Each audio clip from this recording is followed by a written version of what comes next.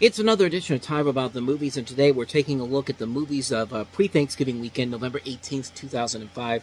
Only 3 movies this time around, but some notable ones, including the latest Harry Potter movie, Joaquin Phoenix taking on the role of the Man in Black. Not that Man in Black, but the real Man in Black. But we also have Cillian Murphy in a very unusual role compared to his other 2 movies he was in 2005, which we'll get to that one in a little bit. But first, let's get to, of course, the biggest new release of the weekend. And there's no bigger new release than this movie here, which is, of course, the 4th installment of the Harry Potter series. And that is, of course, Harry Potter and the Goblet of Fire.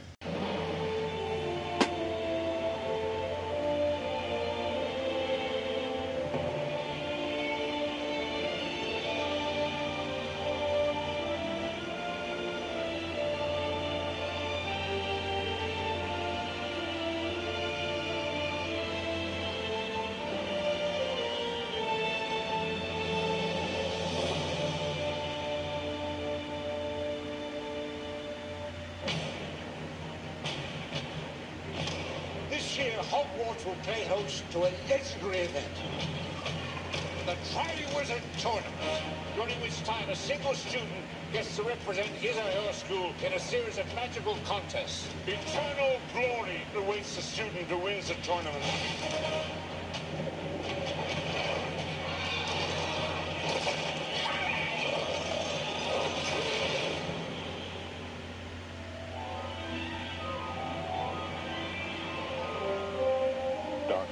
Times lie ahead, Harry. Soon we must all face the choice between what's right and what is easy. So yeah, this one's kind of an interesting movie in the Harry Potter series. In it, Harry's 4th year at Hogwarts, and in this one he's chosen by the Goblet of Fire to compete in the Triwizard Tournament. But what's interesting about this movie in particular is that this was kind of the beginning of where the Harry Potter series was eventually going to go from this point forward, because this was the first PG-13 rated Harry Potter film, and it was a massive hit when it came out. It actually had the 3rd highest first weekend tally for a Harry Potter movie in this altogether. I mean, this was the highest grossing one up until the Deathly Hallows Parts 1 and 2 came out, but that's obviously because those were the last 2 movies in the series. But what's interesting about this one to me is that this feels like the one that gets forgotten and pushed to the side, because after this you have Order of the Phoenix, and then you have the 2 Deathly Hallows movies, which are often seen as as probably the best ones in the series in general. And then this one kind of gets pushed to the side a little bit, which is odd, because this did get very high reviews. It was a very highly praised film. I think on Rotten Tomatoes it had like an 88% on there, which is very high up there with the highest rated of the series in general. So does it really seem forgotten overall? I don't want to say it is, but I feel like it kind of does, because nobody really ever talks about this one in general, but I actually really like this one a lot. I don't think it's as good as Prisoner of Azkaban. That, I think, is still the bar up to this point, but it's kind of somewhere in the middle. It's close to the middle. I mean, I would say that this is definitely better than Sorcerer's Stone and Chamber of Secrets, but then again, those were the first movies in the series, and that was when they were trying to hone their craft, and they were essentially kids' movies. Prisoner of Azkaban was when we started getting into darker territory, and this is the darkest we'll get to at this point in time, before we get to the next series of films in general. But Goblet of Fire, actually, the book itself, I remember vividly when it first came out, because we had a media play right in the middle of this area where it's no longer there anymore in Monroeville.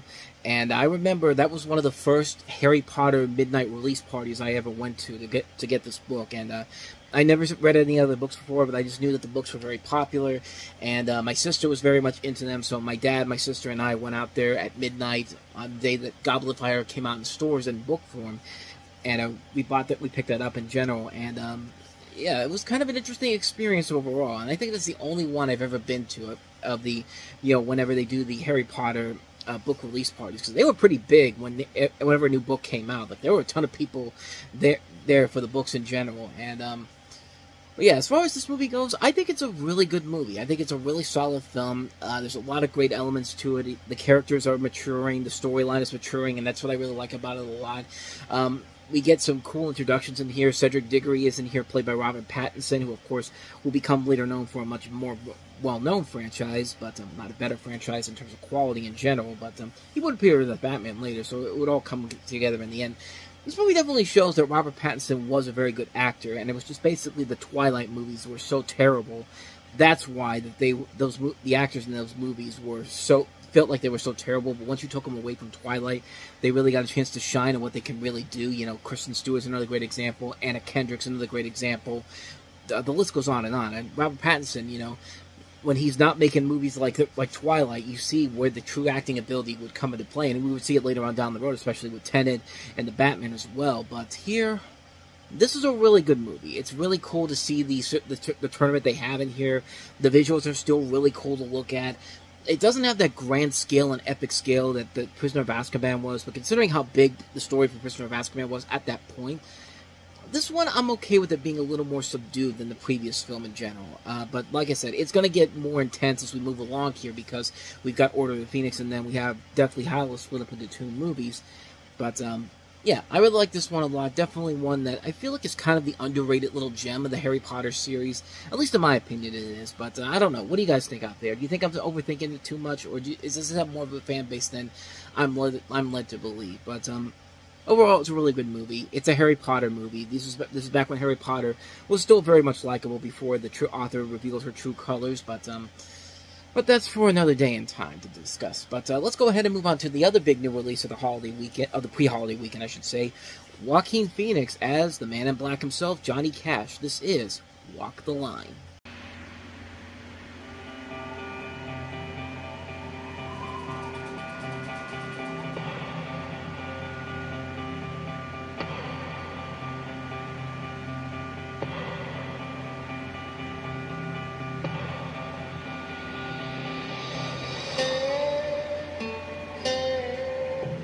He was hit by a truck, and you were lying out in that gutter dying, and you had time to sing one song.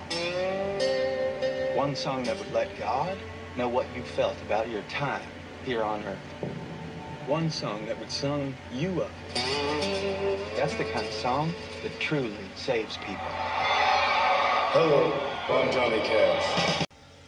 How the hell did I lose out to Philip Seymour Hoffman for Best Actor?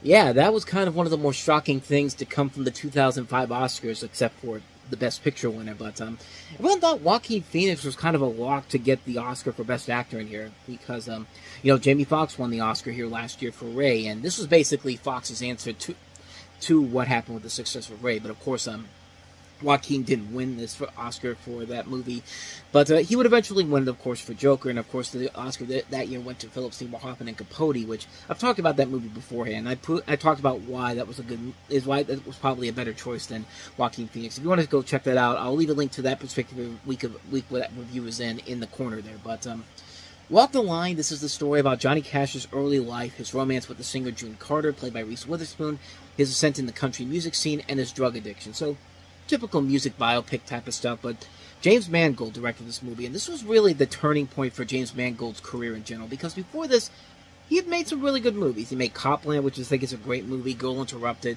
He hit a snag with something like Kate and Leopold, and then came back a little bit with Identity, but after this point, he was just hitting bullseyes right out of the park, man. I mean, he did 3:10 to Yuma, which is a great, underrated Western remake.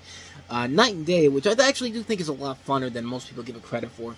The Wolverine, of course, Logan, Ford v Ferrari. I still like Indiana Jones and the Dial of Destiny. I don't care what anybody says. I'm never looking forward to seeing what he does with the Bob Dylan movie coming up, A Complete Unknown, which comes out later this holiday season. But looking pretty good there. But this was kind of his turning point where he just started turning out these gems one after another. And this is just an incredibly good film. It's a well-made film that works solely because of the performances that both Joaquin and especially Reese Witherspoon are given to this. I mean, Reese Witherspoon, there's a reason why she won Best Actress here, because she just really sells the movie. She is just so damn good as June Carter, and it's just like, you know, it's just hard to believe that this was the same woman that was in Legally Blonde a couple years ago, you know. Like, what a transition that is, to go from Legally Blonde 4 years later to winning your first Academy Award, and rightfully so, because it is a really, really damn good performance. And you also have some good performances. You have Vivian Liberto, I think I'm pronouncing it right, Vivian Liberto, who was Cash's first wife, played by Jennifer Goodwin. Of course, Jennifer Goodwin's been in a lot of really good stuff over the years. Robert Patrick playing Johnny Cash's father, giving me a really damn good performance that doesn't really get a whole lot of attention in general here. Yeah, the formula of the typical musical biopic is still there. I mean, this is pretty much the inspiration for why we got Walk Hard, the Dewey Cox story. I mean, it's literally almost that movie to a T, but still a really damn good movie when we'll get to that one in a couple of years' time. But as far as this movie goes, it's a good movie. It's a really good film. Definitely very formulaic in terms of the story of how you do these musical biopics in general, but you got a lot of good talent in front of the camera, behind the camera to make it work. And just like with Ray, if everything's working and on all cylinders, it just works to a T. I mean, it's a film that is just so, so well done for what it is. I really like this one a lot. I can't recommend it enough. Even if you're not a big country music fan, you have to respect what Johnny Cash did back in the day and the music that he eventually brought to the table with his music in general. And it just really works very well here overall. I really like this one a lot. Walk the Line. So with that said, let's go ahead and move on to the last film we have here, and that is Neil Jordan's Breakfast on Pluto. Fantastic.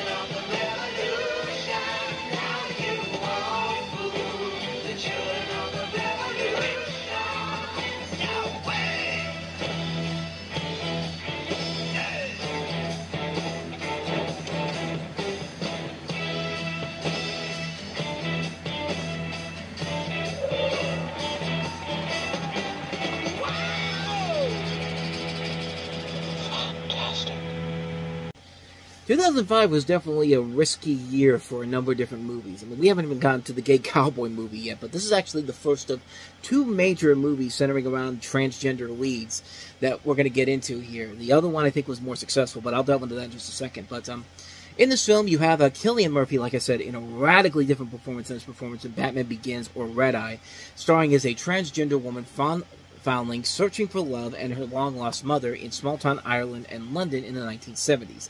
In addition to Cillian Murphy, you have Stephen Ray, Brendan Gleeson, and Liam Neeson involved in the cast. And it's directed by Neil Jordan, who, of course, is not too far away from controversy in general, movies that get people talking. Of course, everyone knows about The Crying Game. Everyone knows about Interview with the Vampire, which was a big success.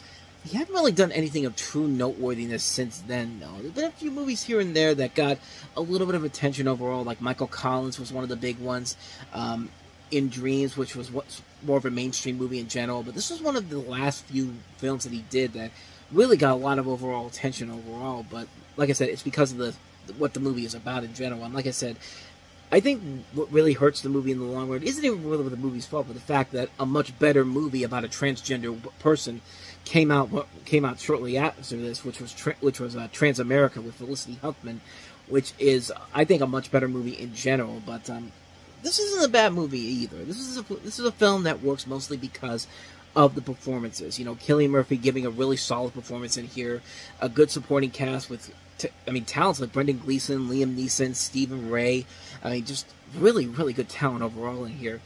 The story, not really all that impressive overall, and I think that really dings the film a lot in the long run, but this is a movie that you watch for specifically for the performances, and I think the performances really do stand out in here to make it worthy of watching in general. I think it's definitely one of Neil Jordan's stronger movies later in his career, but it's definitely not one of his better films in general. I think The Crying Game and Interview with the Vampire are much better films in general, but it's a good movie overall. Nothing I'd say is great in general, but yeah, just part of a really, really interesting time period in 2005 when these studios were taking big chances with movies like this. But yeah, this is one of those movies that was one of those examples. But not much more to say about this one. That is Breakfast on Pluto.